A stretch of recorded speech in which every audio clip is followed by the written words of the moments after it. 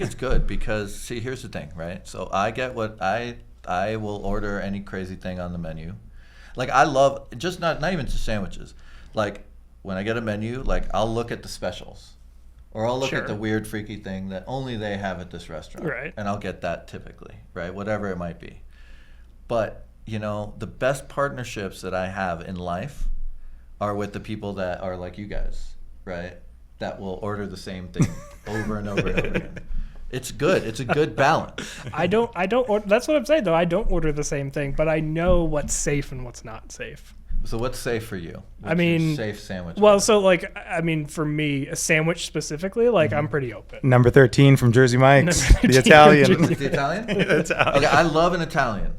Pretty across the board. That is a safe bet for me. I love an Italian, but Are we supposed to be talking about indie film? but if they got some weird like Indie filmmakers got to eat, Keith. yeah. Exactly.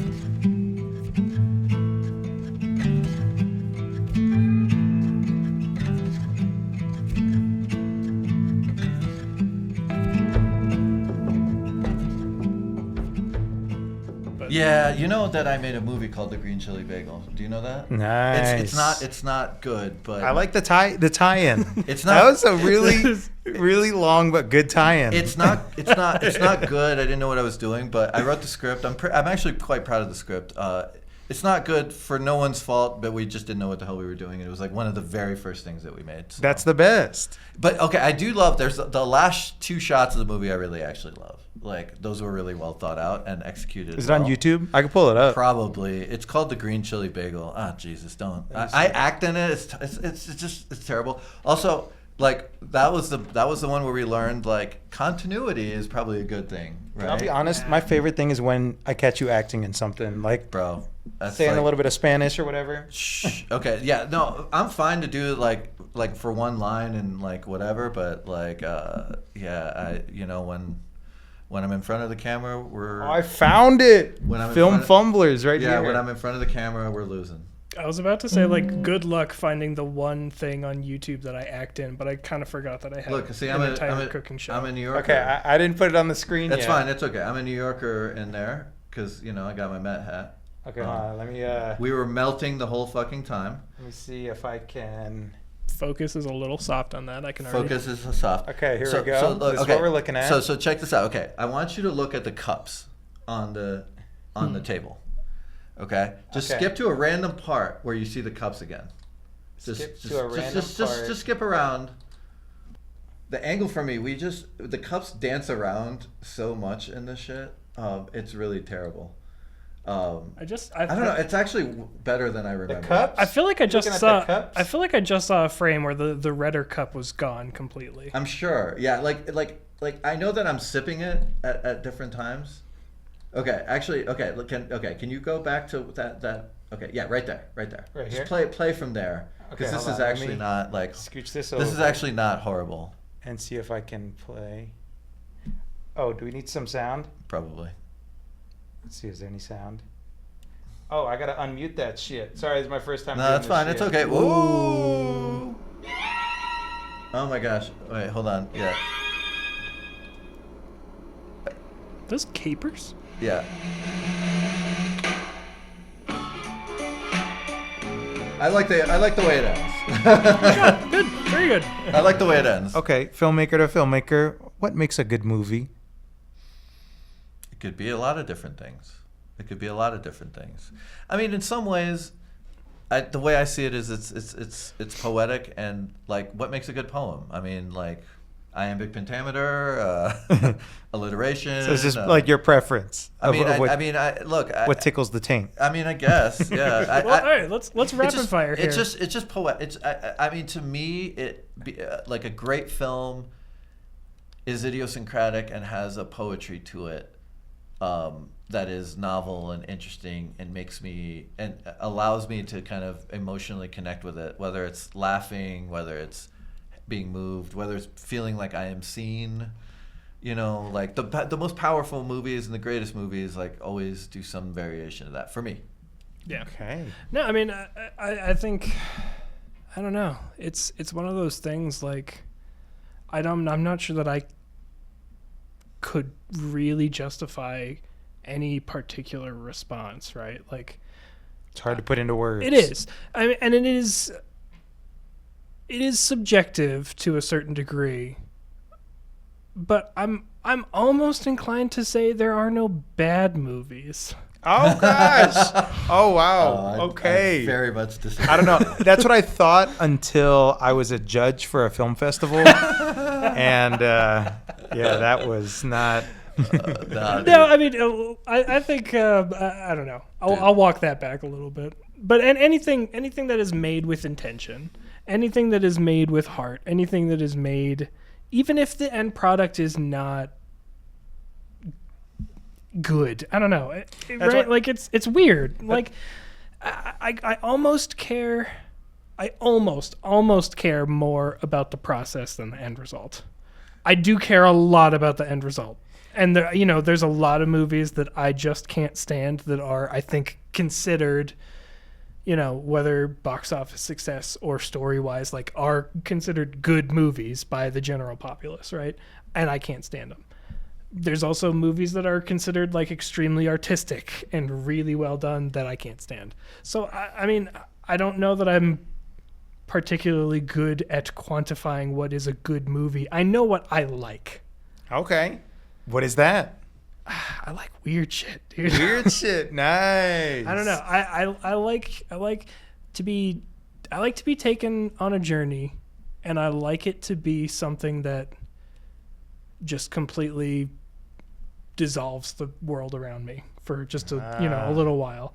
And it doesn't have to necessarily be one specific kind of thing. It can be anything. Some of my favorite movies are movies I don't even really remember that well. I just remember the way they make me feel. Yes. And Nice. I wish I could remember the filmmaker, but there's a Robin Williams and Cuba Gooding Jr. movie called What Dreams May Come. Oh, I remember that. I watched that in the 90s. Yeah, it's the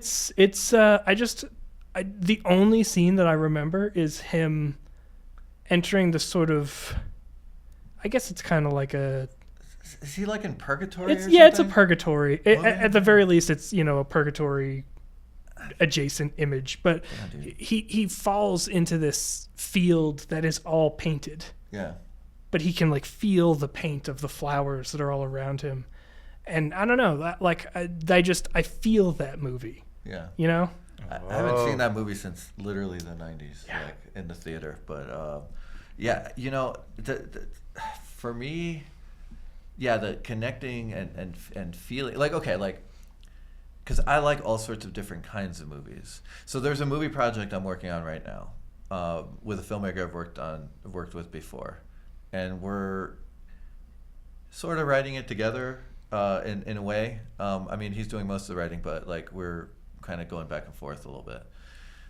He is, he comes from like kind of more of a fine art background, but what spiritually, what we wanted to make right now is a trashy exploitation, like 20s doing drugs and like getting fucked up and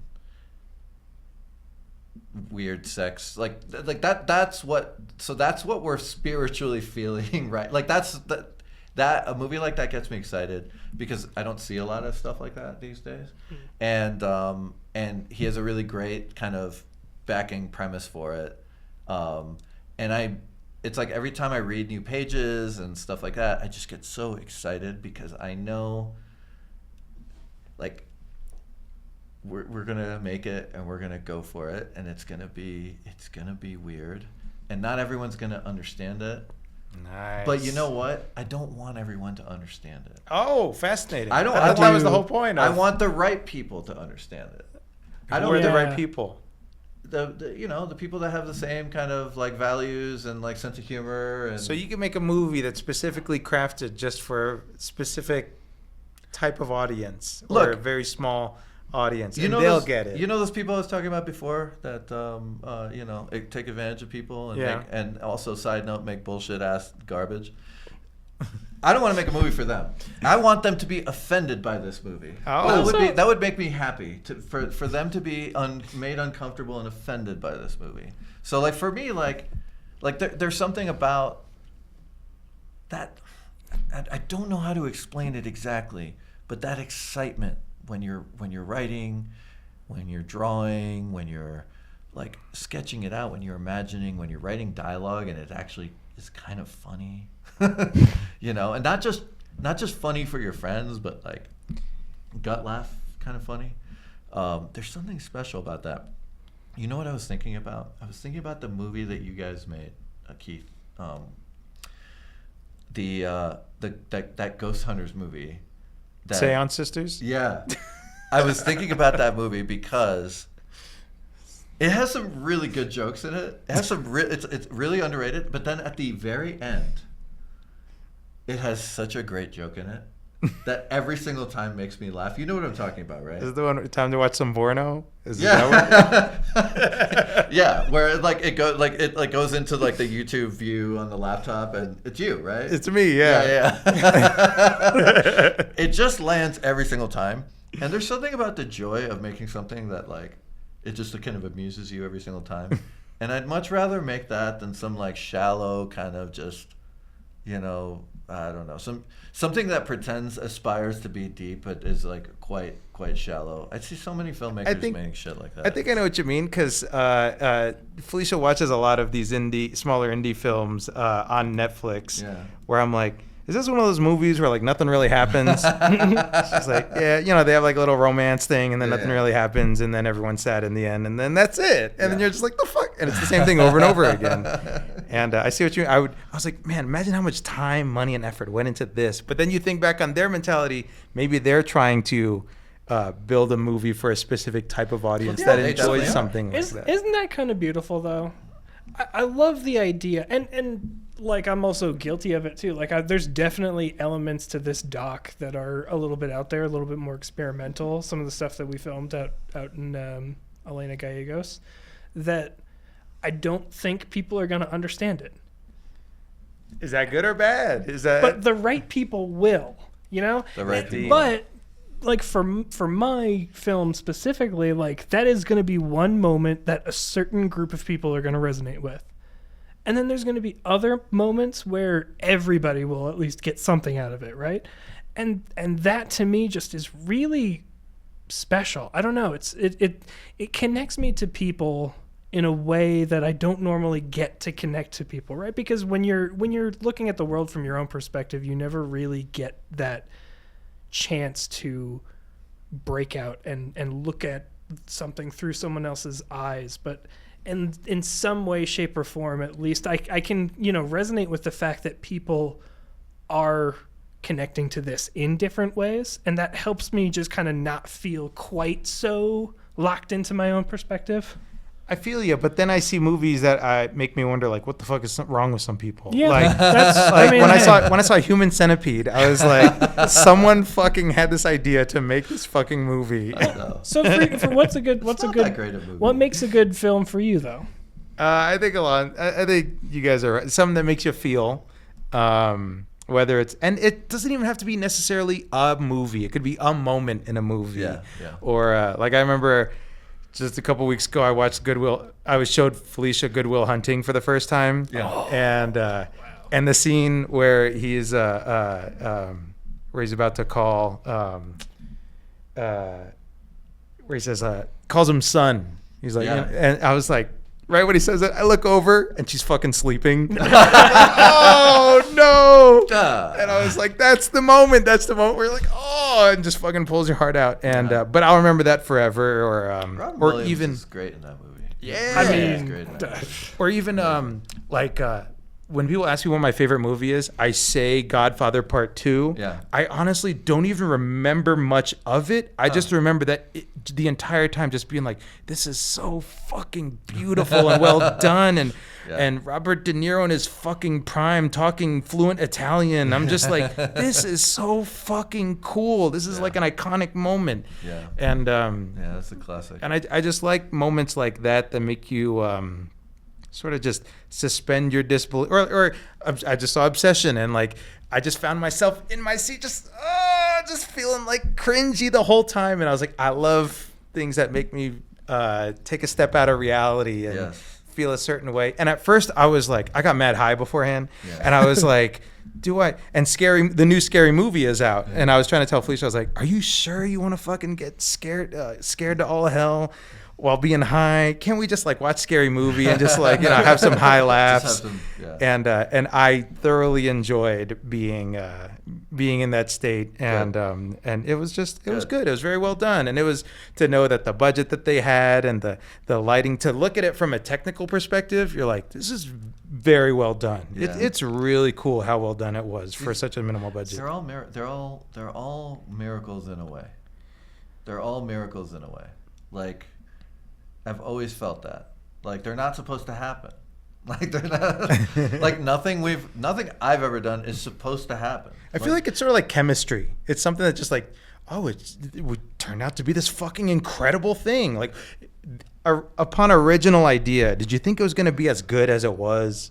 You know what I mean? Or as good as it turned out. I mean, when you make something, or as bad as it turns out. I think that's the thing. Like, for me, like my brain is a little fucked. That's why I go to therapy and stuff. But like one of the things is just like it's never. I mean, I don't know that I have ever directed a movie where maybe that silly little 1 minute Red Pillow is like the closest I feel like I've gotten to exactly what's in my brain, and like at the level that I thought it should be. Right. You know what's crazy is, for me, it took me a long time, but I actually got there with the cooking show. When I was doing for about a year and a half or so, I had a YouTube show called A Cooking Thing, spelled like as if you're confused about it.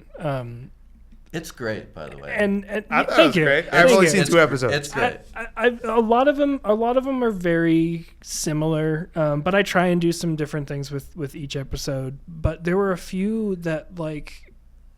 The Everything Everywhere episode. Yeah, that's the one that like really good. That one's really good. I remember watching it. I was like, I'm not supposed to be feeling this stuff watching a cooking show. Right. Well, and I talked to my friend who at the time, as I was making that, I was really struggling with how much work it was to do that cooking show. Yeah. Because we were doing it. We were releasing every week.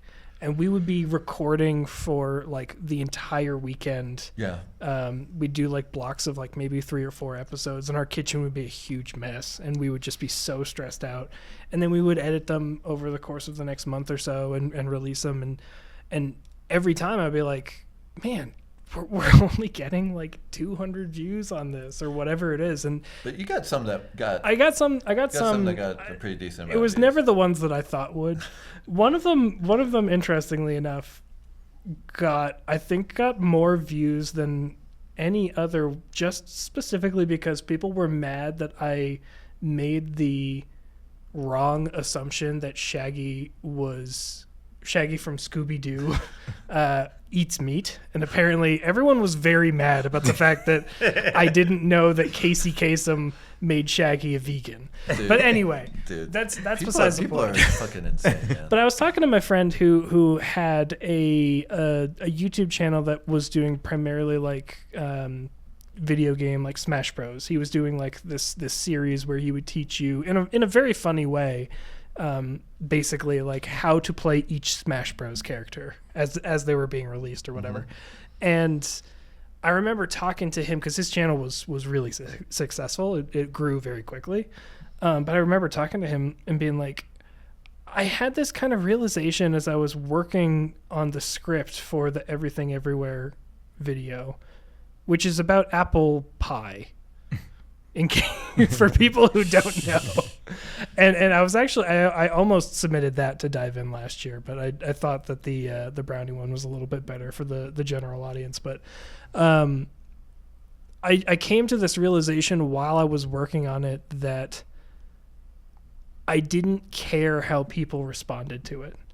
Yeah. I just wanted to make something, and I wanted to say exactly what I wanted to say, and I wanted to do it this specific way, and I just did it. Yeah. And when it was all said and done, I'll look back on that, and there are a few videos that I really loved from that time working on that stuff. I did one where like I did a huge collaboration with a bunch of my friends, and we did a bunch of stuff with it, and it was really fun.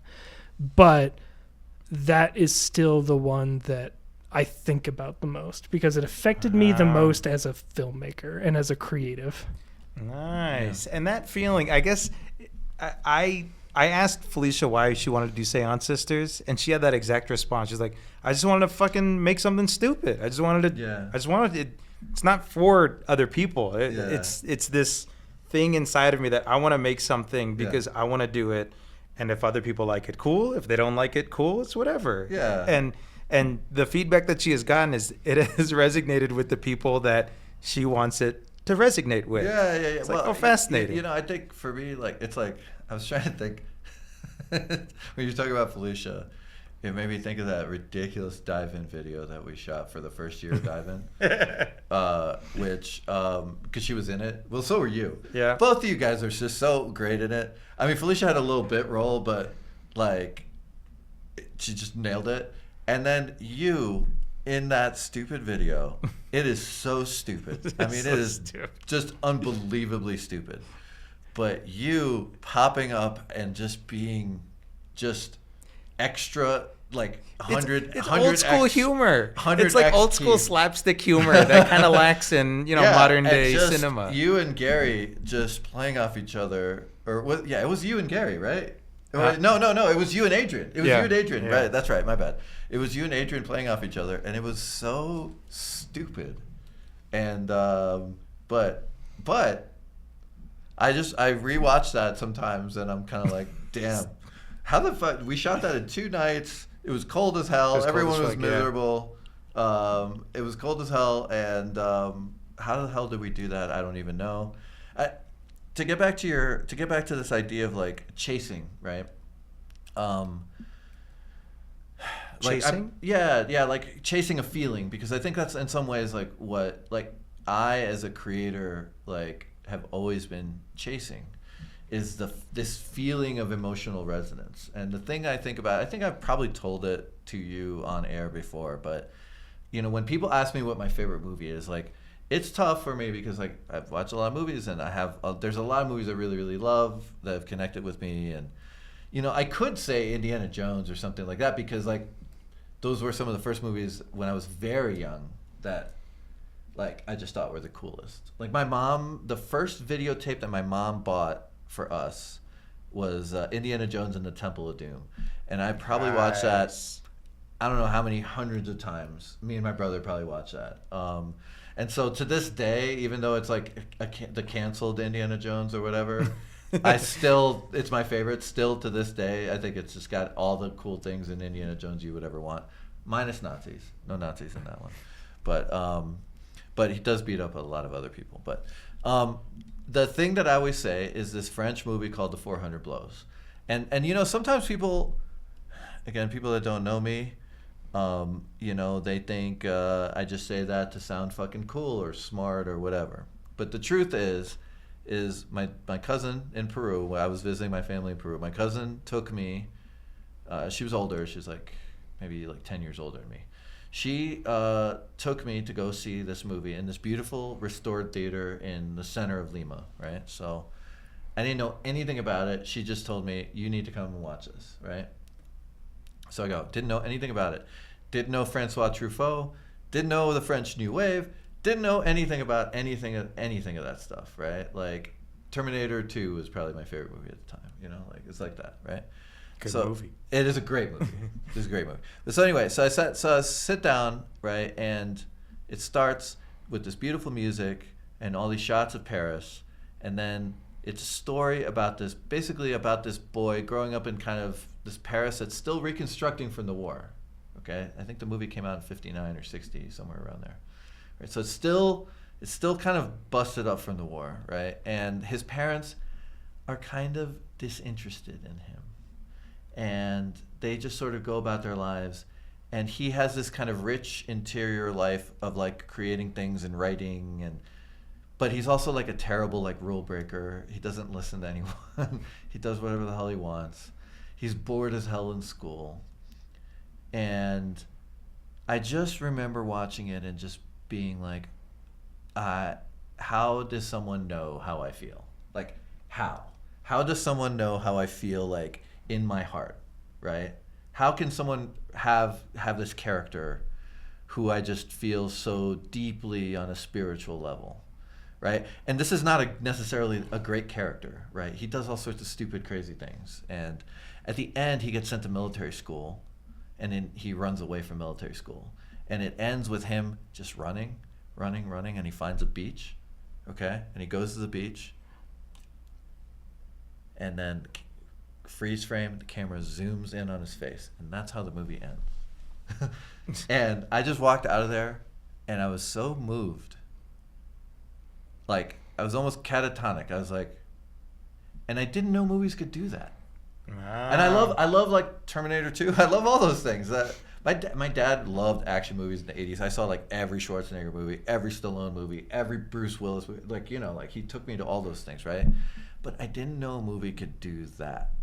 And I feel like for me, I've just been chasing that, like, ever since, in anything that I create. Even when I make dumb shit and stupid shit, like, even that, like, there's always some kind of connection to that movie and that feeling I had in the movie theater of just feeling like somebody understands who I am in a deep way and is communicating that through film. Like, that's fucking like, that's I can't deep get over AF. that. I can't get over that, man. I can't get over that, and I've been chasing that. So to whoever thinks I'm like some sort of stupid like film bro for saying the 400 blows, there you go. Okay? Yeah. There you go. And then, you know, yeah. He cited his sources. Yeah, there you go, you know. And you know, and like, you know, again, like I love there's a lot of movies I love that a lot of people like I'm from another country, okay? In that other country, we watch movies not just from America. We watch movies from Europe. We watch movies from Japan. We watch movies from a lot of different places, right? So I grew up with all that stuff, okay? I don't watch a Soviet movie from the 60s because I want to impress somebody or whatever. Like, I watch because I'm genuinely curious, and some of them I love and some of them I don't, you know, just like anyone else. So it is frustrating, though, like when you talk about that stuff, because people immediately try to pigeonhole you. And like one of the things I really just want to tell people is, especially Americans in film, in our community, watch more movies. And not just American movies. Go watch more movies, because there's so many beautiful movies out there that you can connect with and have this kind of more universal connection. And you know, the world does not end at our borders. Like, you know, there's so much. I could play the ignorant American card and totally say, I didn't know that, you know, we're not fed through media and all that. We're not fed all of these international movies, with the exception of one night at the Oscars when something wins best foreign film or whatever. Then everyone says Parasite is their favorite movie. Parasite is their favorite movie. And it's a great movie. It's But a great movie. It's a great movie. It's a great movie, of course. But you're totally right. What you're saying is right. Like, and to speak to what you're saying, I think the only thing for me that I can say is, like, I was introduced to that stuff at an early age. My dad was a film fanatic, right? So I was introduced at an early age, and I seek it. I seek it. Okay. You know, I don't wait for it to come to me. I seek it. Well, Parasite's a good example of something like, I never knew that I was a fan of Korean cinema until Old Boy and Parasite and just all of those, the Squid Game, all that shit. I saw The Devil. And I started thinking, like, wait a minute. I didn't know that I like, because some people like certain genres, some people like anime or whatever the fuck, and I was like, oh, I didn't know I like Korean cinema. I didn't even know that was a thing up until recently. Or the first time I felt that feeling of being seen was the first time I saw, and this is a shitty movie, which is why I hate saying it, is when I saw Crazy Rich Asians, and I saw the lead, and I was like, for the first time ever in my life, the lead in this romantic comedy actually kind of looks like somewhat of my race. Okay. And I was like, this is pretty fucking cool. It took me until I was like, I don't know, 25 years old to feel this way. That's kind of weird. And but it's a shitty movie. Don't see it. It's a waste of time. But all right. But why does it have to be an Asian movie? Why couldn't it just be a movie? Here's the thing. Okay, here's a movie that I will recommend to you, because it's a movie that came out way before that movie. And it is one of the most beautiful movies ever. and it is not a romantic comedy, but it is a romance. But it's well worth watching. You should watch it with Felicia. I bet you guys will like it. Nice. It's called In the Mood for Love. Okay? And it's by this filmmaker, Wong Kar-wai, very famous Hong Kong filmmaker. And, you know, the thing is like, if we're going to wait, what I tell a lot of Americans is like, if you're going to wait to be represented by the American film industry, you're probably going to wait a long time. And if you do get represented, you're going to be pandered to, right? But if you go, like, for me, I love watching Peruvian movies. You know why? Because they talk like the people that I grew up with, and that is comforting to me, right? That is comforting to me. And so, you know, by the way, because you're part Filipino, right? Mm-hmm. Yeah. There are a lot of amazing, beautiful Filipino movies. I swear to you, they're so good. I didn't even know, and I'm Filipino. My mom's from there. I didn't even know, to be honest. They're so good. There's so many good. There's so many great Filipino movies. There's so many great Chinese movies. So many great Japanese movies. So many great Korean movies. There's so many great Vietnamese movies. There's so many amazing movies out there, and like you can't watch them all, but I seek. The completionist them. In me is sad that you can't watch them all. So I will say too that that's what is, in my opinion anyway, that's what's so important about the Guild Cinema here in Albuquerque. Yes. And why I'm like, I do this all the time. I will, if we're out on a trip, you know, somewhere, big city, small place, wherever, I'm always looking to find more indie cinema houses that are showing weird old movies or you know, great old movies, whatever. They just don't exist. I know, they're dying. The Guild is a treasure. A treasure. I'm going to go see this Friday night at 10:30. At 10:30. I'm going to go see Blue Velvet. I am so excited. It's one of my favorites. I have the poster in my office at my house, and I have seen it before on the big screen. But like, shout out to Keith. Shout out to Keith. Yeah, if you're local to Albuquerque or if you are visiting, find time to go to the Guild Cinema. I like the Guild because it's one of the last places like that I've ever seen that exists. It's got the neon lights, you know, Route 66, all that good stuff. I love it, man. Like, I love it. And Keith is the sweetest guy in the world. Like, sweetest guy in the world, and always so supportive. Has been supportive not just of us, but like, you know what people talk about? I support the indie community, right? We're complaining about the state and the city, blah, blah, blah. Like, that is actually someone that supports the community for real. You know how many fucking indie films I see, and I'm like, oh shit, they shot that at the Guild. Right, exactly. that guy actually gives a damn. And, you know, for me, if I had my druthers, right, Keith would run the fucking city film office, right? Yeah. Or something like that. Because, like, that's actually someone that's proven that cares. Like, there's other people in the community that genuinely actually care, right? And they don't get a lot of credit, right? Like, another person I know, Dennis Gromelski from Fusion. Yeah, Dennis. Right, Dennis he's one of the real ones. He's one of the real ones. He you know, when we were looking for a venue to do Fronteras the first time, and we did not know what the fuck we were doing at all. And we went to him, me and Jay, I remember we went to him, and we were like, this is what we want to do. He was like, that sounds amazing. You can use the theater for free.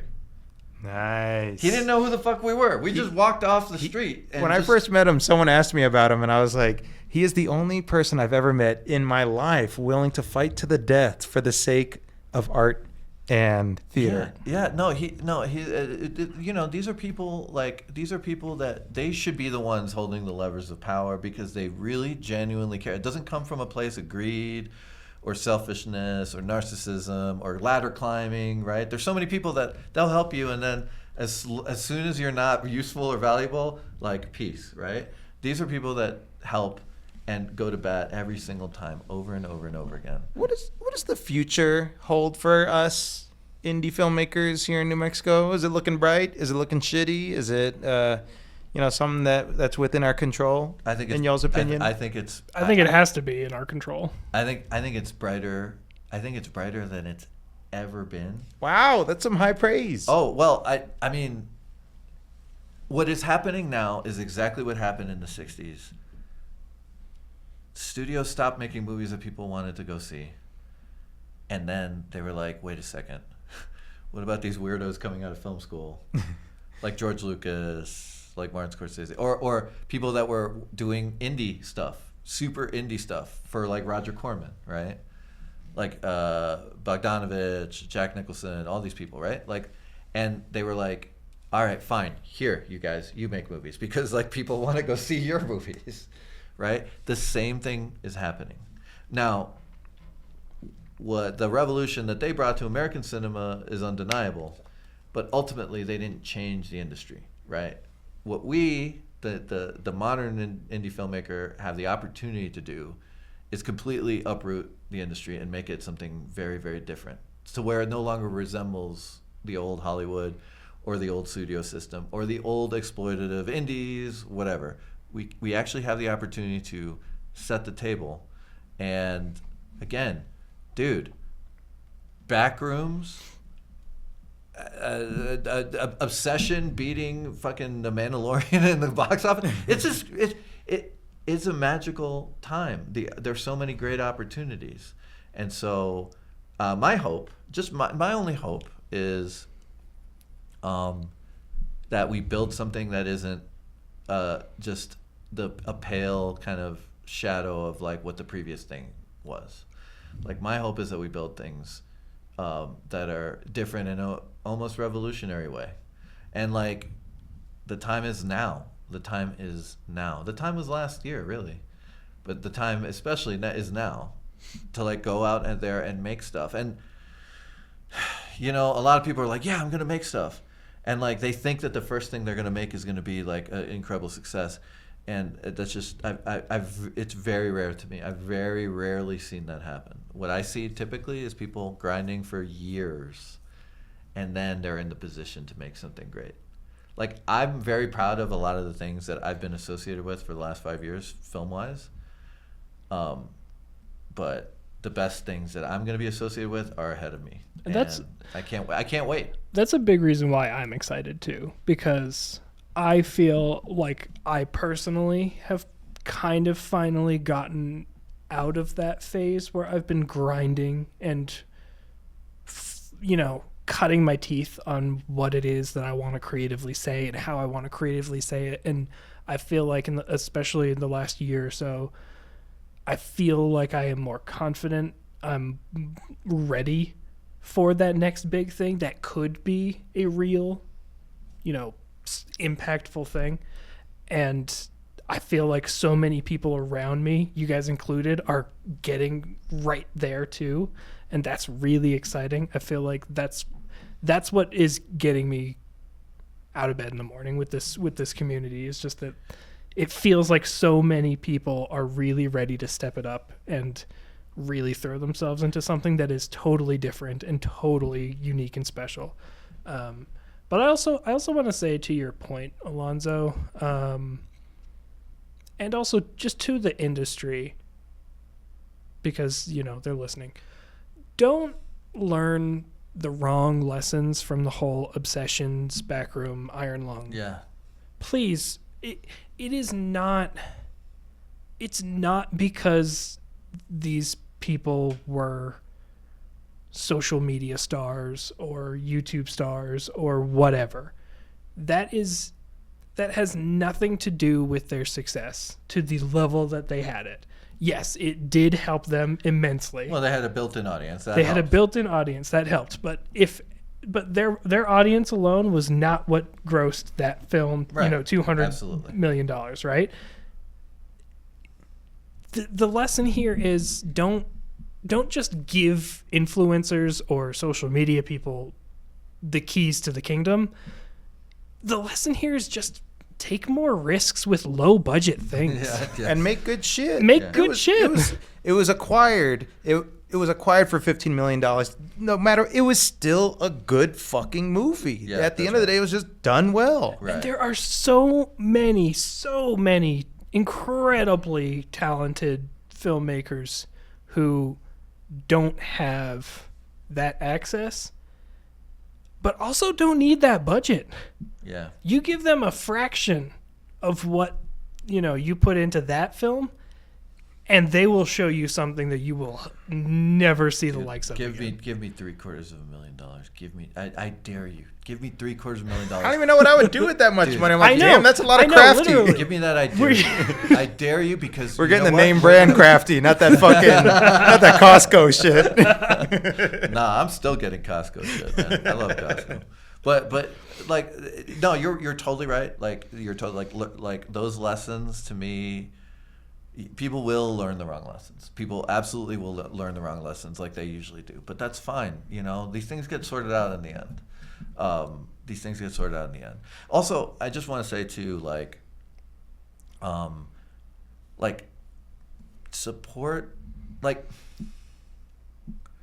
with Tabitha Mason's film, right, the Mold, right, which I got to see I was at a cast and crew screening. And I just remember at the end just being very proud to have been in any way associated with that project, and thinking to myself, how they handled and did things the right way. And there were a bunch of Dust Wave people on that set, and how they, they're taking care of people the right way. If it does find a lot of success, I just remember thinking, I think this will get distribution, and I think that'll be a really, really great thing for our community. And I don't know if that will happen. Didn't he sell his car to make that movie? He did. I told him afterwards, like, dude, you didn't need to do that. Jesus, we could have done a little crowdfunding. I don't know. Anyway, but whatever. But I think to be celebrate your fellow filmmakers that do things the right way. Celebrate them. Don't be jealous. There's so many fucking jealous people. I just that shit is just so played out. I have a question. Okay. This is not jealousy. This is me wondering. I'm like, damn, he sold his car to make that shit. That motherfucker's committed. I'm not selling my fucking car. I was like, am I doing it wrong? No, I don't think so. I think that was a choice. That was a choice that they made. But, whatever. Maybe they didn't need that car. That's fine. That was a choice they made. Would I sell my car? No. I would do a crowdfunding campaign. I would talk to investors and da-da-da-da-da. But that doesn't matter. Maybe they didn't have access to that stuff, or maybe they didn't want to do that stuff. Crowdfunding campaigns are a lot of fucking work. Maybe it's just easier to get rid of a car that you don't really want or need or whatever. That's totally fine. That was their choice. I honestly think throw that in the pitch deck. I sold my car to make this shit. If I was an investor, I'd be like, okay, you're fucking in it to win it. Yeah. I will invest. Yeah, I mean, yeah. But the thing is, investors don't want desperate. I know this. Investors don't want desperate people. They want people that are confident that are going to return for you. They want to be like, that guy's going to return for me. I see it in their eyes. That guy, that's a person that will return. That's what investors want. A plan. They're organized. They're professional. Here's how we're going to return. This is what it's going to look like. Worst case scenario. Best case scenario. And if you don't have your car, you're definitely not returning. No. Hey, look, listen. I don't want to. Hey, listen. I love those guys, and if they want to sell their car to do it, then that's totally cool. That's what I love is there's no cool. There's no formula. Yeah, so I love it. That's awesome. If we could get anyone to understand anything, it's that filmmakers here should not have to sell their car to make their film. No, come on, man. Hey, we don't need much. We really don't need much. Yeah, we just need to not have to sell our vehicles. Yeah, that would be cool. Yeah. State of New Mexico, if you're listening, that'd be cool if we weren't forced to sell our vehicles to try to live out our dreams, especially when we kind of know what we're doing. The future is bright. The thing is how it's going to look like, what it's going to look like, I don't exactly know. But you were just part of a film that was all vertical, right? Yeah, vertical series. Yeah. Right. So I don't know, maybe that's for me, I guess on some level, just some little old school, that would be a little sad in some ways. It's just like I like seeing like but whatever. Whatever. Like if that's the way it manifests, that's the way it plays out. I didn't even know that was a thing before. When I got the offer to do it, I was like, what the fuck is a vertical series? And then I look up, there's a whole genre of things with millions of views, and people just watch fucking full movies vertically on their phone like this. 2-minute episodes, and I was like, I can't believe this is this. If you would have pitched that to me at like a lunch, I'd be like, that's the stupidest fucking idea I've ever heard. No one's ever gonna fucking go for it. And here I see it's like millions of views, and I'm like, it doesn't work for us because we're all in our 30s. How is it gonna manifest? I don't know. I'm excited to find out. I'll tell you what. Also, the people chasing trends, you will lose. You will lose. Stop chasing trends. Okay, I know, because like here's another bad lesson people are going to take from the 3 movies.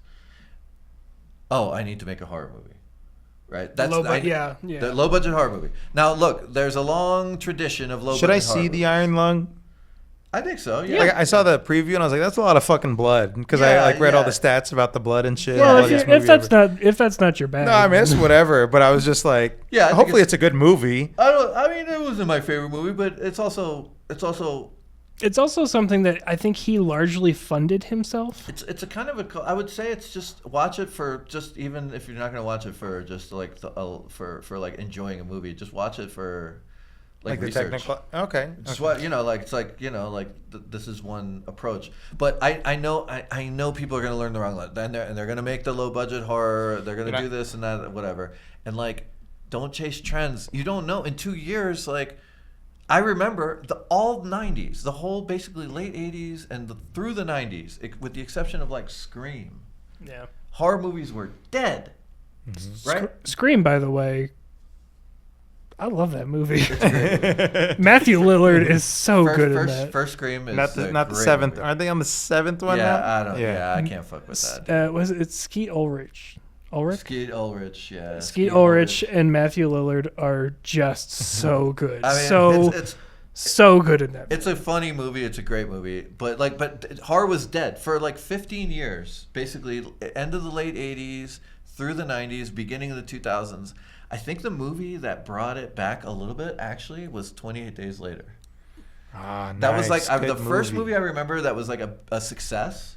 That was the first one I saw where they had fast zombies. That was that one I think rode the momentum because zombies was such a big thing.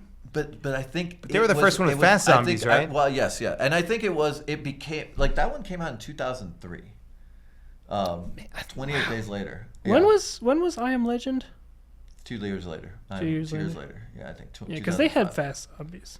I Am Legend was good too. Yeah. 28 Days Later. 28 Days Later was before. Right. So 28. The most recent one was it 28 years later? Oh yeah, the Bone Temple. Bone Temple. Yeah. Oh, I haven't seen the Bone Temple. I've not seen it, but just the good. Bone Temple. I haven't seen the Bone Temple, I'm but 28 years later started off so strong and so good. Yeah.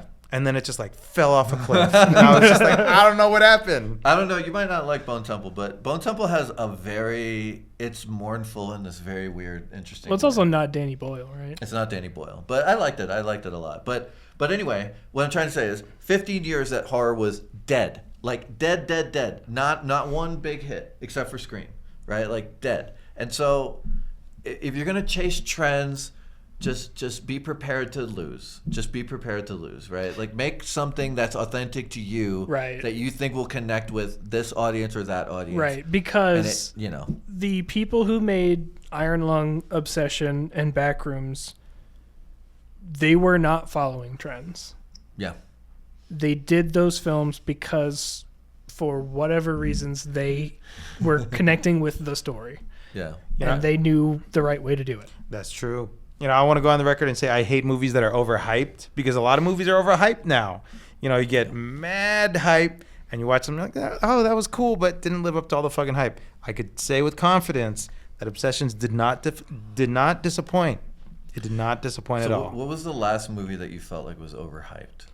Well, I didn't feel this way, but Felicia felt this way, was Everything Everywhere All at Once. Really? I mean, I did a parody about it, but... It was. I thought it was great. I thought it was fantastic. I love that film. I liked it. Yeah. But she thought it was overhyped because some people were saying like it's the best movie ever. Well, and you're like, it's not the best movie ever. It's a great movie. Yeah. I have a theory, and it's the reason why I ended my parody of it the way I did, but I have a theory that if they had ended the film the first time they cut to them as rocks in the desert, if they ended the film at that scene, I think it would have been a perfect movie. I think it's an amazing movie with all of the endings. That scene with them as rocks is pretty. That scene that makes the film. It does. It really does. So It really it's not the butt plugs and the hot dog fingers and the. But there's a scene where like there's just so much. It's just chaos. quiet. It's just so much chaos, and then it just cuts to they're all rocks,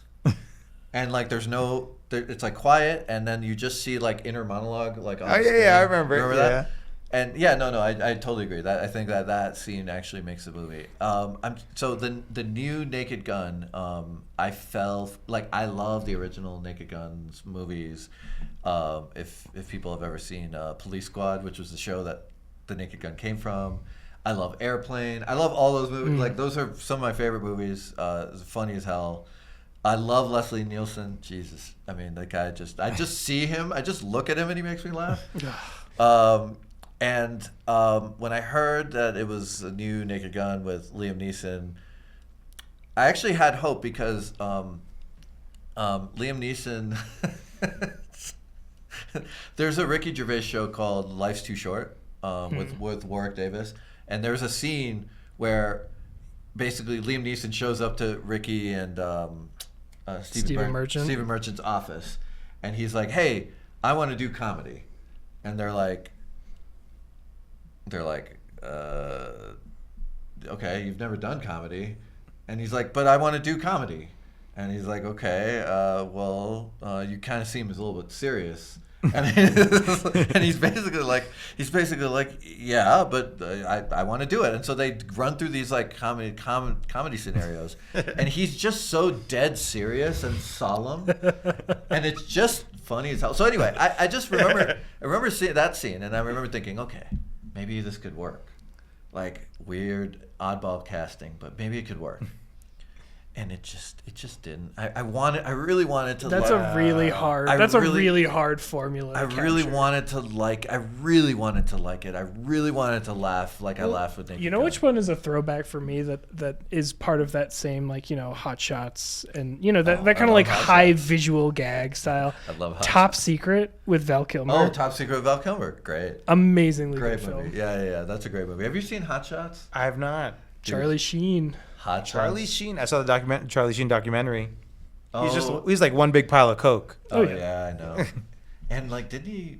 He partied just like more than anyone. Anyone in the documentary is like, that man consumed more cocaine than like any living being on the planet should ever consume. I recently watched Ferris Bueller at the Guild, Nice. like maybe like a month ago or something, and he's in the movie. I don't know if you remember. Yeah. He's at the very end when Ferris Bueller's sister's in jail, right? And he's like in the holding room with her, and he plays just like a drugged out like dude wearing a leather jacket. Nice. And his sister and him end up making out. And I was just like, I totally forgot about you, Charlie Sheen, but you were fucking hilarious in this role. Yeah, no, he told the story about him being just actually like high as fuck, crashed out when he showed up. Oh, I'm sure. And showed up late because of it and almost lost the job because of it. Yeah, no, he played it well. Well, it's close to his heart. He played it well. Well, okay, what's your most overhyped movie that disappointed you? It's tough because I tend to know going into it how I'm gonna feel. Yeah. Which is a bad way to go into most movies. I have two. One's funnier. Anora, I didn't get it. Okay. I loved the final the second half. Yes. But the first half felt so repetitive and so boring. Okay. I just couldn't connect with it at all. Okay. The second half was amazing. I loved it. I wanted the whole movie to be that instead of them spending 45 minutes having sex in different places. Nice. Cool. You gotta have. It's it's like Spider-Man 3, where he's just walking down the street for 20 minutes. I watched all of those movies not too long ago. The 3 Spider-Man. Have you ever seen Red Rocket? This is his previous movie. I love that movie. I love Honora too, actually, but that's a guy whose movies I've loved for a long time. Yeah, no, I like his Florida Project. I love Florida. Yeah, Project. There's some that guy's been making good movies for a long time. For me, Florida Project, by the way, I think the ending gets a bad rap. I think the ending is amazing, and I think it's very reminiscent of the 400 Blows. It is. Good point. Way to bring it back. Good point. But my other one, which there are going to be some people in my life very shocked when they hear this story. All right. My other one's Barbie, which I watched only one time. I agree. Once they started singing, I was like, what the fuck happened to this script? And they started dancing. Like, once they started, all the dudes started dancing, all the Kens, I was like, the scriptwriter just fucking left the room and never came back. Yeah. So I watched Barbie High. Nice. Which is going to shock a lot of people in my life. But I got very existential with it. I was trying to figure out if within the universe, if what's the company that Mattel. I was trying to is Mattel like God in this scenario? And I was trying to understand the Barbie universe and how it all fit together. And by the end of it, when I had finally sobered up a little bit, I was like, it doesn't make any sense. I mean, but also it's not supposed to make any sense. I was trying to come up with a lot to make it jump through hoops. I don't know. I've watched it multiple times, and I get the first quarter of it starts off with so much potential, so much witty jokes, commenting on itself, cool. But the moment the Ken started doing like dancing numbers, the script just totally disappears, and you don't know what the fuck is happening. And it's very bizarre for a movie like that with that much hype and that much potential to just fall off a cliff. However, I'm Just Ken. That song slaps. I don't know if I have too many opinions on the movie. Like visually, it's really beautiful, and I love the visuals. And also like there was a sequence at the Mattel headquarters where they're chasing Barbie, and it's like playtime, like the Jacques Tati, which I immediately recognized. I was like, oh shit, yeah, that's kind of cool. And there's a lot of little flourishes and touches here and there, but the thing is, right? It's like Greta Gerwig. Did she make Miss America, which I think is a fucking fantastic movie? I think she did. I think that's a beautiful movie. Also, I think she wrote the script for Frances Ha, which I think is so much. I don't know. I don't know. Like, whatever, man. I'm glad she got. Look, she's a real one. Like, she's an indie filmmaker, a performer through and through. Worked with amazing people, and I'm glad she went and got it. Like, I'm not gonna hate on that whatsoever. Supposedly was the movie made for Chronicles of Narnia series. Was the movie made for me? Clearly, it wasn't. I saw both Barbie and Oppenheimer, I think, on the same day. I want to say, like every other dope. Oppenheimer. I did see. I thought Oppenheimer was overrated. I thought it was too. I thought it could have been an hour shorter. I think it could have been a short film that was just the end bit. With him and Albert Einstein that they have that big whole you could have cut the first hour of the movie and it still would have been a great movie. I think that the sequence of the explosion at Trinity is sublime. Yes, agreed. That is sublime. Yes, but I 100%. Didn't. But I don't know. And his movies are kind of. I respect the craft and the talent and all that stuff that goes into making them, but. My favorite movie of his is The Prestige, probably. If I that is an unpopular opinion. I know it is. Also one that I share. I think that's Prestige, my favorite of his as well. That one's really good. Isn't there an art to making a good film within the confines of 2 hours, 2.5 hours, instead of extending something to 3.5 hours? Yeah, that's a good point. It is. I mean, it is, but also one of my favorite movies of all time is 3.5 Hours. Is Andrei Rublev, which is like Soviet movie from the 60s. So it depends. So okay, My someone's like, hey, did you see Killers of the Flower Moon? I'm like, it's 3.5 hours. Why the fuck would I watch it? I loved it. I mean, Scorsese. I don't know. Anyway, but look, there's a movie that David Fincher made in the 2000s called Zodiac. I don't know if you've seen Zodiac. About the Zodiac killer and the investigation and these journalists that are trying to like figure it out. Anyway, so my son, who's 10, who's gonna be 11 in 5 days here. My youngest son, the youngest twin, Iggy, he has gotten this interest. I don't know if it's a good thing or a bad thing. I think it's fine. But I put on this, at some point I was driving them to school, and I put on this podcast about Jack the Ripper, and he was like completely fascinated, right? Totally fascinated, right? Like just like trying to figure out who it was. I think on some true crime shit, not on some like, disturbing, we need to talk about Kevin type shit.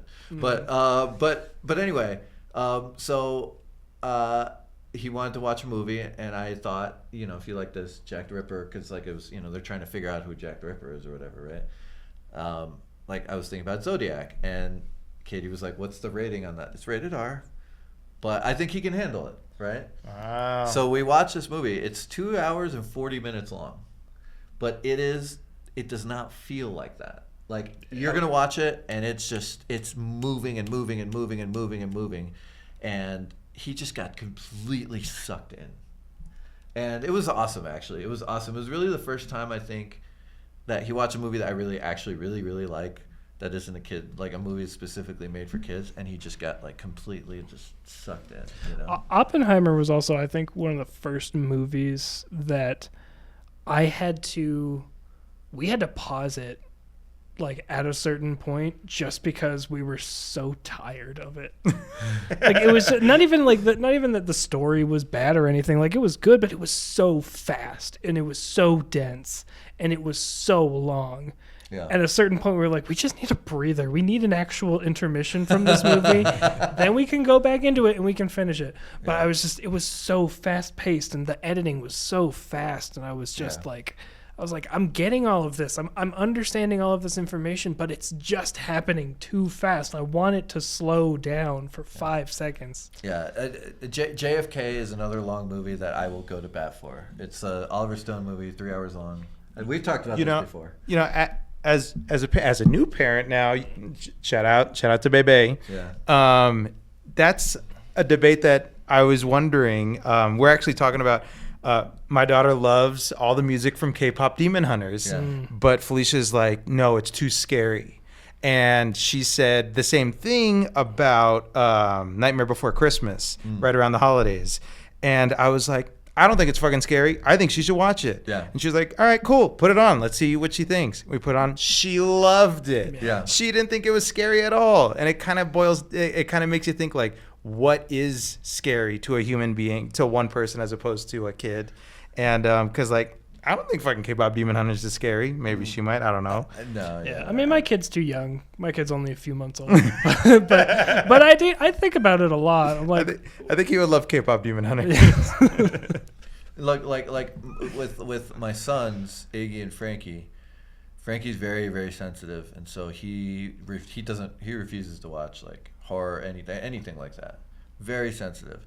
And he did that himself. Yeah, I've talked to him about, hey, like, listen, just because you might not want to initially, it doesn't mean that like it's not worth watching and like being open-minded. He's just like, yes, but I don't like horror movies. That's my choice, right? And I'm like, okay, but you could try to have an open mind, right? Because you never know, right? Until you watch something or until you experience something, you never know if it's the sort of thing that you'll get into, right? Like, so you have to keep an open mind. And he'll just repeat, like it's like propaganda, like it's like something they taught him at school or something. No, that's my choice. I don't want to watch. And like, but Iggy is like much more like willing to. He's more curious. Is that weird to think that you'll be having these conversations with your son in about however many years? Nah, I feel like my kid's gonna be just my He's gonna be a little shit. I know. I mean, my My dad took me to movies all the time. I saw when I was 8 years old. I saw From Dusk Till Dawn. That's awesome. And I remember getting my first boner seeing Salma Hayek in that opening scene with the fucking. Wow. I think I was 8. I think it was 96. Yeah, I was 8 years old. Yeah, wow, amazing. Yeah. No, she's a beautiful woman. Well, we're learning a lot on this. Okay. So, But it goes back to parenting and should I have even been allowed to be in that theater? oh, dude, come on, to man. go see Of From cour- Dusk Till Dawn. Yes, of course. I mean, Talking about Quentin Tarantino, 8 years yeah, old. Yeah, and his character in that movie is so disturbing, actually. But You're going to be shocked when you find out what he's like in real life. I just like the dick gun. Gun dick? Dick gun? Yeah. No, that's great. That's great. Look, Is it a dick gun or a gun dick? dick gun? I think it Dick gun. depends. I think. It depends. Yeah, good point. Yeah. My dad took me to see Terminator 2. He took me to see what's the Schwarzenegger movie where they're on Mars, loosely based on the Philip Dick. Do you remember? I know what you're talking about. It's oh man, why am I forgetting? I forget everything now. I don't know. He did a lot of movies. now? I can't remember. Well, because it was a movie. The thing that a young boy would remember from that movie is that it had a dancer with 3 breasts. Nice. yeah. Right. The 3-tittied woman. That's right. Yeah. Nice. So that I've was, actually not seen that, but I know of it just because of that Oh, exact man. thing. They had Oh, a man. 3-tittied woman in American Horror Story. Is that right? In Freak they Show. really? Yeah. I haven't seen that. Yeah. But But I think it was Angela. Wasn't it Angela Bassett? Okay, he took me to see this movie. I don't remember the name of it, okay? But it was based on a novel by a Peruvian author, Mario Vargas Llosa. It's probably the greatest Peruvian author ever, right? And it was a movie with Keanu Reeves, and I can't remember, but it was... He took me, and it was R-rated, and they weren't trying to let me in the movie theater. And my dad got so... it's like... You don't always... My dad was a pretty cool customer. And so my dad got so pissed off. Like, he was just like, this is my son, and I'll take him to whatever damn movie I want to take him to. Wow. And we got in the movie. Nice. We got in the movie. And yeah, there was like some sex and stuff like that. But it was like, he was just like taking me to see the movie, like, based on the story by this Peruvian. Like, that was like the whole deal, So, and also, when I moved to West Virginia, so it would have been like 11, I guess. The video store was like a 3-minute walk away, right? And we would walk to the video store and rent videos all the time. And Just whatever videos. well, yeah. So Adult videos. Well, they did have an adult section, and they also had a cordoned off horror section. Nice. So they had like a room with the porno flicks, and then they had a room with the horror flicks. I thought it was going to be like you got to walk through the pornos to get to the No, I know, no. It was 2 separate rooms, but it was a conservative town, so the fact that they even had the porno flicks is like hilarious.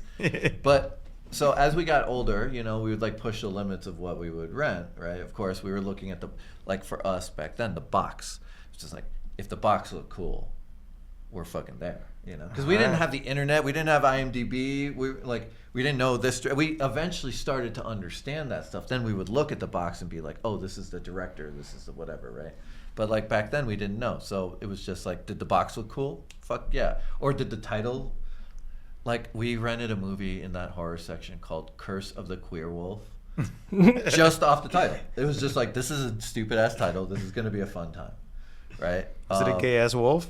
No, it was a trans wolf. A trans wolf? Trans werewolf. Okay. So it was a guy who transformed into a female a werewolf, and then to cure her, I guess, someone had to shoot a silver dildo. It is really, it's super ridiculous, dude. I barely have memories. I did not think that's where you were going. Yeah, I was like, silver dildo. Yeah, okay. barely had memories of this Like, was it movie. sharpened I was at the end? gonna No. shout out Long Night, but it doesn't feel quite. Yeah, I mean, we would just go off the box, and the box was like the cool shit, like the box was the cool stuff. So, Are we running super long? Okay, I don't know. I remember we talked about sandwiches for like 20 minutes. So, yeah, okay. so we are right on the verge of 2 hours. I think Yeah. we just passed 2 hours. okay, well, look, listen. To wrap that story up, we would eventually realize that there was a clerk there that didn't give a fuck what we rented, didn't check, and we had to wait for that clerk to be there to rent NC-17 movies. Right, which is how I first watched a movie called The Doom Generation, which I highly recommend to everyone. It's a fantastic movie. We watched a movie called Crash. Not the Crash that you're thinking about. Not the Oscar. Not the ludicrous Crash. But a David Cronenberg movie about people that get off sexually on car crashes. Sexually? Yeah. So it's kind of almost reminiscent. Is that in true? a slightly different way of like That's a whole nother episode. of the cars that ate Paris. Yeah, or Titan. Have you ever seen Titan? Yeah. So yeah. But anyway, so we would rent the NC-17 movies. Yeah, so we did whatever the fuck we wanted to, is the long and short of it. And like, helicopter parents and all that, No. And any final words that we should wrap this up with? Sorry. That was a real tangent. We'll see how much we keep it. That was I long. think the number one thing I took away was silver dildo. Curse of the Queer Wolf. I'll have to rewatch that. I literally haven't seen it since the 90s. You should do like a watch party with Long Night. Curse of the Queer Wolf. Yeah, Jesus. Oh, yeah. Anyone from the film office want to be on this podcast? Look, can I speak to that very quickly? Quickly. Look. It's not productive or useful to blame individuals. A lot of these people, they're just doing their job as best as they can, and they're in a fucked up situation. Right. Okay. So let's not to me, like I know I was poking fun at Steve a little bit. I'm sure he's doing the best he can given the situation. Well, that's the thing that I want to make sure is understood is like, yeah, we do have legitimate grievances. Yeah. And we are trying our best to figure things out. Yeah. But at the same time, like, we don't have all the answers. Yeah. We are very willing to listen. We want to talk these things out. And like you were saying, Keith, like, we just want a seat at the table. Yeah. Just to at least, have our opinions heard, right? And just to see, maybe we can figure out how to work this thing out together, right? Yeah, and I think now more than ever, now's the opportunity, because there's not too many things happening right now. Now's the opportunity for places like the Film Office and the state to get a little experimental, try some shit, like see what works, see what doesn't work. Right, because we know that the plan with the Film Office has been for the last few years, at least according to them, that they want to empower more New Mexico grown filmmakers. That's what they keep saying. And we have a lot of ideas on how they can do that. Right? Yeah. So let's have the conversation, right? We have a lot of ideas. We actually have a lot of good ideas, solid ideas. I'm actually next Tuesday. And also we're connected to people. Yeah, next Tuesday I'm actually talking to someone that's in a position of power about that very idea. And that's cool because I don't know about fucking lobbying. And we have a lame duck governor, so who knows, like, maybe the next governor there's an opportunity, right? Like to get these sort of ideas to the next governor, and maybe that next governor will have the momentum and the mandate to be able to make some significant changes. So that gives me hope. But to go back to like, I don't. Deb Holland, if you're listening. We are currently in transition of the city of arts, or the city director of arts and culture. So hopefully the new arts and culture director will have a good feel for the local film industry here in Albuquerque. Yeah. And again, I just want to reiterate, like, I've met most of these people. They're not bad people. They're not evil people.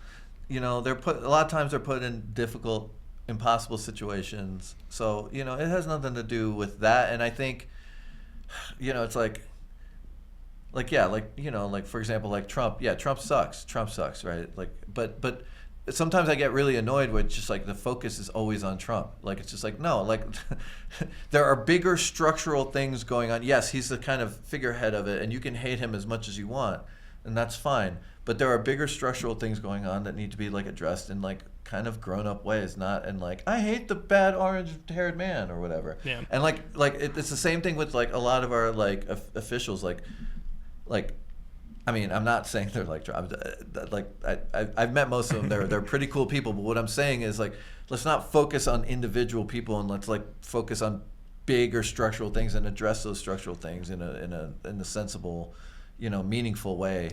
This is no personal attacks on anyone. Right. And let's figure out how we can do it together. Right. Yeah. Going back to why Albuquerque is the number 2 big city to live in as a filmmaker. I think I was talking about this morning is, I used to live in LA as well, and I felt like it was a fucking rat race. I felt like I was just being swallowed in the masses. Whereas in Albuquerque, I actually feel like we do have the ability to build up a voice as a community and actually voice our opinion to our local city council, right, to some of the directors in some of these departments, and actually have some sort of pull and some sort of influence. And that is, in my opinion, one of the beautiful things about the city of Albuquerque is that it is small enough to be able to have your voice heard if it actually will matter to the community in the long run. Yeah. I think that the issue that I see with our leaders, right? Like we were talking about the Cruces Film Festival, to go back to that.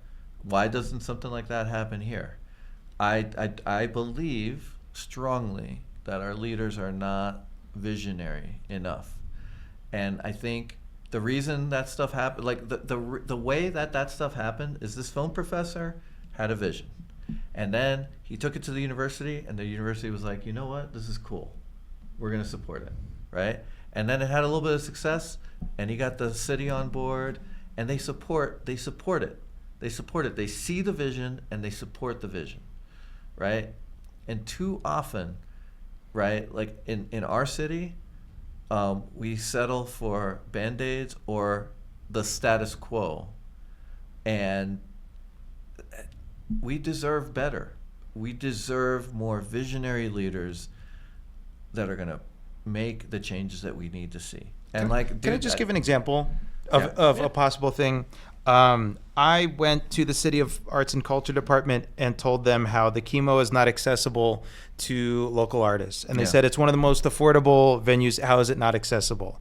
And they gave me the numbers for the rentals. And I was like, if I rent this for 2 nights, that's my entire fucking budget for an entire film festival. I have no money for marketing. I have no money for merch. I have no money for anything. Right. So one thing that the city could do is waive the fees, or instead of charging fees, take a percentage of the box office sales. Come up with some sort of alternative model that will allow that point of entry to be more accessible to people like local filmmakers that are trying to do things like film festivals and screenings and stuff like that. Listen, and that's just one example. Well, yeah, but okay. I mean, I would argue, right, that the reason it is that way is because they don't actually want us there. And I'm not saying that because I think they're bad people. That's why we're calling them out. Well, but I just don't think they want us there in those kinds of venues. They just don't want you specifically. If they wanted us there, they would have some, I mean, these are things like, again, like. But that's a weird thing to swallow, because don't say that you are and then act. It's nonsense. Yeah, it's nonsense, and anyone can see it, and that's and the idea. The writing's on the wall. And the idea that anyone there would get offended by like people pointing that out. The thing that frustrates me is, these are public institutions. They're public, but like look at Studio 519. It like genuinely serves the public, right? Like there's a setup here where basically Joe Blow can come up off the street and like do a podcast. Yeah. Right? Yeah. Yeah, we just broke in. We just broke in here. This is an institution. It is 11:11 at night. This is an institution that serves, or in the morning. This is an institution that serves the public for real here, right? Why can't all of our institutions be like that? Yeah. Our public institutions need to serve the people, right? That is their value. Not making a quick fucking buck. Like, it's serving the people. But again, doing those things requires vision. And too often we reward, the status quo people here, and we keep electing them. Look, ABQ Raw, right? I follow all their stuff. Yes, they're night crawlers. They're probably exploitative, whatever. Okay, I don't like their politics, right? But they did, when Keller got elected again, they were like, oh, all these No More Kings, protests and stuff like that. But like Keller's been elected 3 times in a row, and like look at our city. Is it tangibly better than it was, in 2018, whenever it was that he got elected. Nice. I didn't know you were going to get so political Well, this no, podcast. no, I'm just saying, like it's like. You gave shout out to Deb Holland, Tim just, Keller. we just keep electing, out of laziness, out of disinterest. Like, we just keep electing the same people. And Are you announcing your run for city council? I'm announcing Keith Allen for mayor. Keith Allen Listen, for mayor. all I'm saying is, at this point, Sam Bregman's already out of the. I don't know. He might try and get in as like an independent or something, but Sam Bregman would not have my vote specifically because, as a Boston Red Sox fan, his son Alex Bregman left Boston for Chicago this offseason. Dang. Wow, nice. Plus, he's got all that baseball money. He's doing fine. He's doing fine He regardless. doesn't need to be governor. He was district attorney for a while out here. I know. No, but I mean, he doesn't. He doesn't need it. They got Right before the election, I went to the Chupacabra game at Tingley, and he did the coin toss. First of all, it was the shittiest coin toss I've ever seen. But second of all, he got booed. Now we're really getting real. Wait, hold on. He got booed. He didn't flip it high enough, or it's like he went like this, and it basically just went like, That's like the first. That's like throwing the first pitch. And, like, exactly. throwing it right Yeah. into the Deb ground. Holland would never. Although I went to a game at Rio Rancho Event Center where Tim Keller came out and he got booed, and I'm gonna go on the record and say he was shook. Normally he's very well spoken, he's very eloquent, but he was like, he was shook, and I was like, damn, Tim Keller. Tim Keller, a guest star in what's his name's Pluribus? Yeah, right. He grew out his beard for that and just never shaved it and just kept that shit for the rest. Okay, so I have a quick Deb Holland story. Okay, so because I live in Corrales. Okay, Corrales has a newspaper. It's called the Corrales Comment. Okay. The Corrales Comment, good name. Yeah. Or Chronicle. I would say Chronicle too. Yeah. So it's a good paper, but they did, like, apparently Deb Holland ate at Indigo Crow, which is a restaurant in Corrales, right? And there was a report that she ate. I mean, it's nothing happened in Corrales, okay?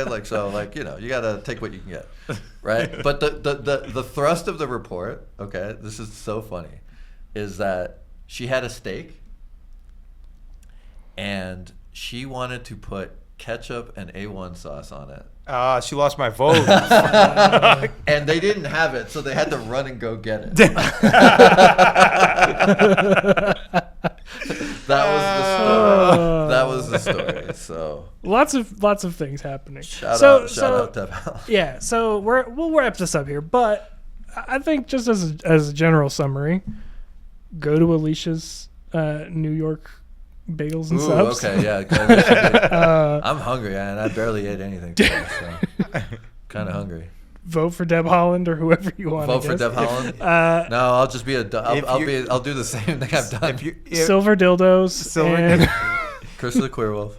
If you're expecting Deb Holland anywhere, make sure you're stocked up on ketchup and A1. Yeah, exactly. Yeah, make sure she's got her condiments at hand. So I think largely, I think we did some pretty positive stuff today, but I think we also talked we were a little bit more talking about the stuff that was stuck in our craw a little bit. So I think next time I'd really like to just kind of do a little bit more of a look behind the scenes at like what's going on right now. What are we filming? What are we making? Yeah. What's got us excited? Well, there's one thing there's two things I want to share of just like little teaser. Stuff that's coming out soon from Dustwave and friends. First off, Luke Silver, the writer, director, editor of Red Razor on Soft Skin, just put out the trailer for it, and also put out a bunch of merch on their site, which I believe is phantasmagoria.xyz. That project to this point it's my favorite movie that we've done that I've been associated with. Yeah, Red Razor's amazing. It is the work of a true artist. It was not the easiest shoot, but it's the work of a true artist. And I'm very, very proud. I'm extremely proud, and it's doing the festival circuit now, just right at the very beginning of it. So I don't think we've even heard from one festival quite yet, but I'm really excited for the world to get to see that one. And a lot of people in Dustwave helped on that, and it's just, I don't know. I'm just very proud. I'm very, very proud of that one. So. Nice. Shout out to Luca, and I can't wait for folks to see that one. And then the other thing, I mean, there's a lot of stuff we got coming out, and some stuff I've seen cuts of, some stuff I haven't, but what I have seen of Dust Don't Settle and what I know I haven't seen, but I experienced. Yeah. I can't wait. I cannot wait for people to see what we've been doing, what David and Elizabeth have been doing for the last year and a half now. Yeah, more, almost 2 years. Yeah, almost to the day. And I just can't wait, because I think it's not just a story about us. It's a story about the scene, but it's also a story of what it means to be a creator nowadays, in the shadow of so many things, the shadow of the collapse of the film industry, the shadow of AI, the shadow of distribution models breaking down, and what it means to still create in spite of everything. And there's failure, there's sadness, there's joy, there's hope, there's animation. There's a poem written by Felicia Allen, performed by Keith Allen. What? I know, it's kind of amazing. And I love it. It was one of my favorite bits that we've filmed for this. It was real cool. I think one of these days you should sit down and talk about just all the information you've gathered over the last year and a half in documenting this journey. Yeah. And your inside scoop on all of it, and where you see you have enough data collected literally to have a good analysis of where this is all going. Yeah. I mean, I think at least part of that is going to be what I want to poke at every once in a while with this podcast, just how I started off feeling, and how my feelings have changed, how they've gotten better, how they've gotten worse. My eyes have been opened, Nice. and it for good and for worse. So, I'm excited. But I'm excited to talk a little bit more next time about some of the things that we've been doing, and get I don't know, just kind of do a little bit more of the behind the scenes stuff that especially we as a documentary don't get to do a lot of, but I mean, there's been so many cool things happening in the last year, and I think it'd be a lot of fun just to kind of talk about that, because that will also help demonstrate just how much is going on when the industry is not. Yeah. Just something else I was thinking about. Shout out to Charmine at the Hotel Zaz. Yeah.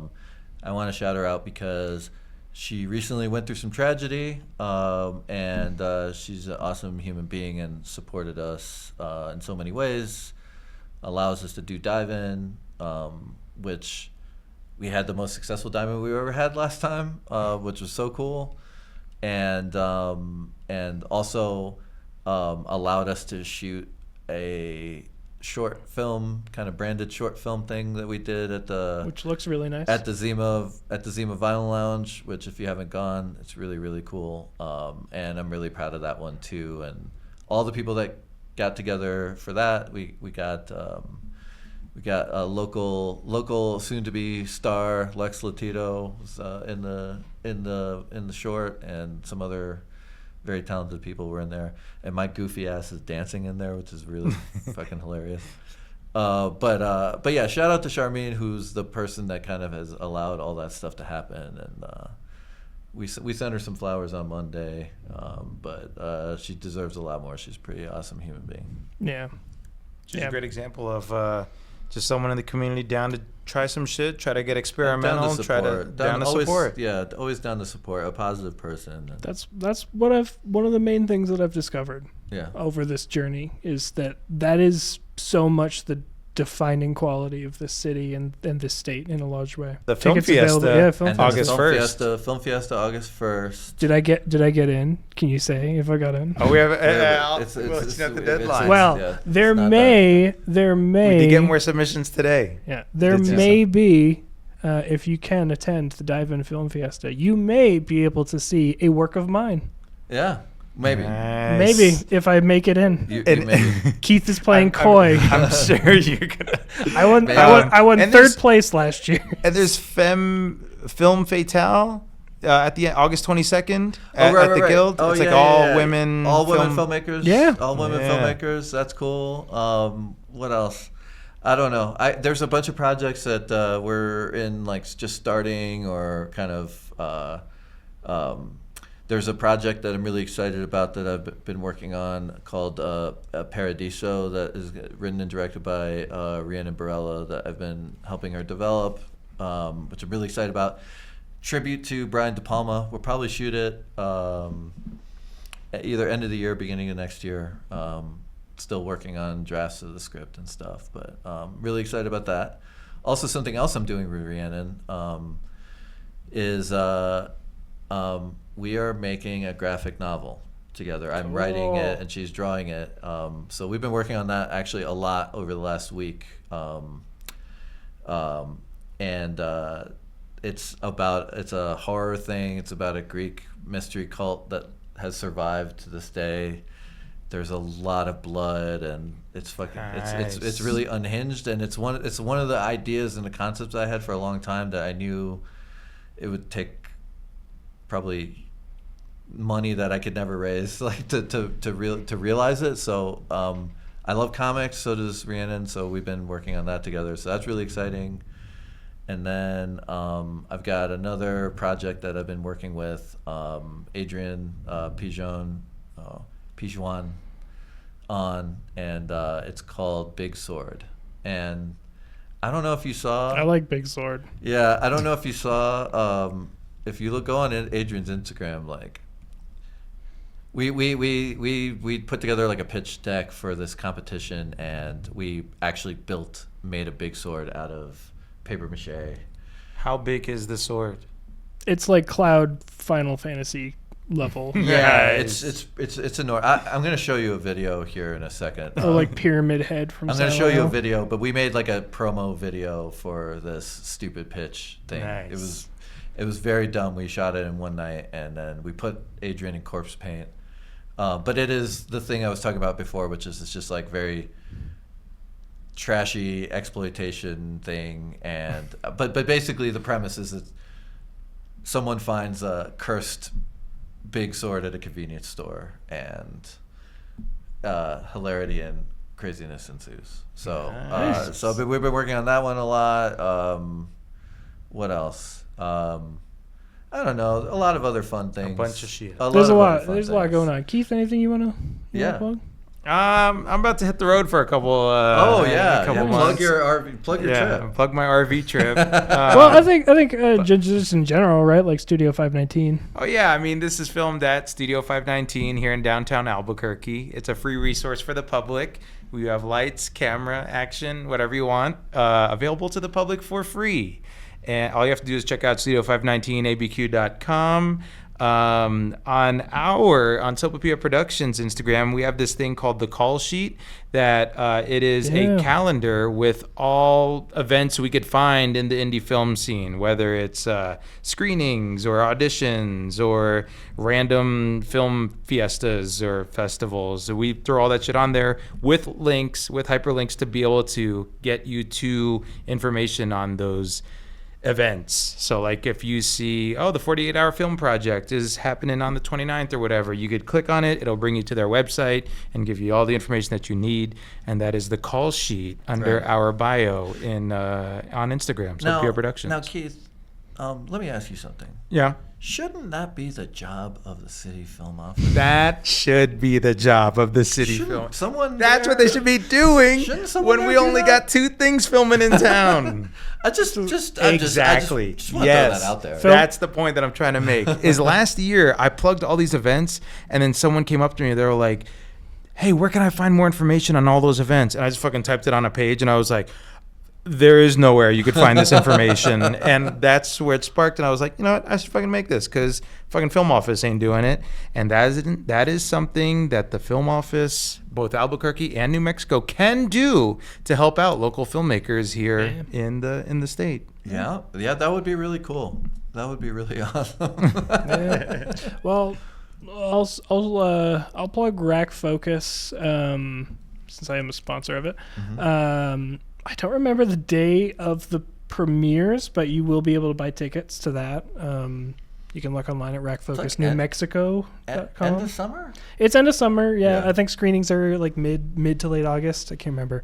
Okay. Obviously, it is too late to register, but next year, register if you want to make a film in 3 months and then have it shown and then have it ripped apart by judges in front of your face. Hey, let me tell you something. Also, if you're afraid of pitching, on the last one, I wasn't there.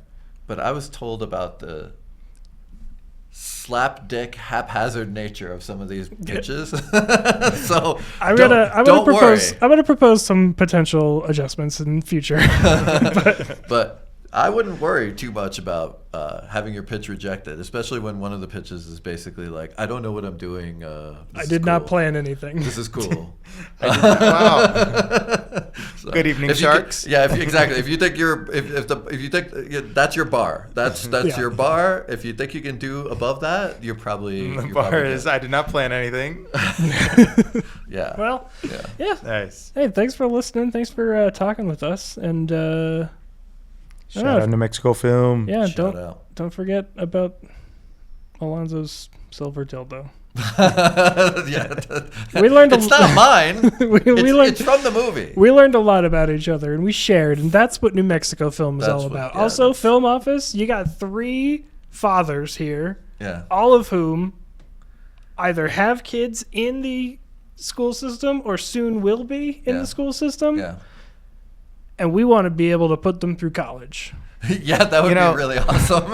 Randomly, someone, shout out to Candace News, she proposed this. She said, why isn't there film sets where there is someone that you can, union or non-union, where they could take care of the kids of the filmmakers, sort of like they have them at gyms. Yeah. At like a local gym, you could drop them off in a little playroom. Universal childcare. Get on it. They should have that for film sets. That would make it more accessible to parents. Wait, don't we already have universal childcare? Yeah, we already have universal childcare, but it's not on film sets. Yeah. Okay. So let's get those portions of government talking to each other. I mean, jeez. Right, that's the power of the Dust Don't Settle podcast. Yeah, we're gonna change the world.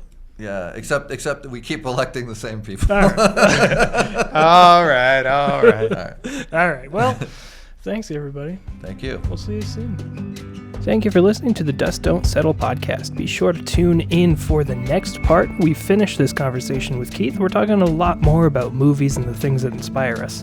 We're also going to be getting into some really cool things down the road. So follow us wherever you can on Instagram, social media, wherever. And if for some reason you're interested in sponsoring this podcast, just know that all of the money that you pay us to shout out your business, whatever it is, goes directly to indie filmmakers to make film, which I think is pretty cool. So stay tuned.